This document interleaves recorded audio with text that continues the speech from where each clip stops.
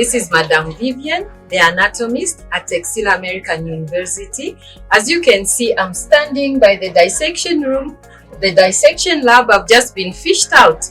I've been having my practical sessions with my students. Here at Texila American University, we have hands-on. Even when we are training our medical students, we start with a dry lab.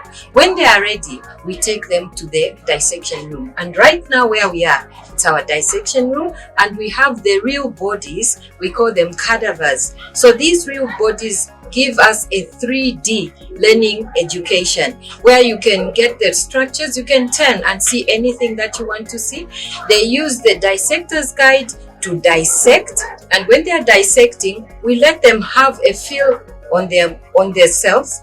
But if there is any need for us to demonstrate, then I go where they are so that I show them how it's supposed to be done.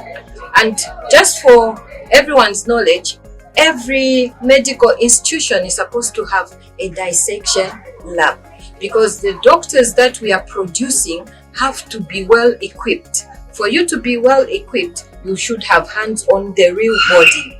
And these bodies are actually acquired through legal procedures, and we get them through, they are under Ministry of Home Affairs. So it's not anything that people should be worried over, and it's a good experience. It's not any scary. Actually, it gives us an opportunity to learn.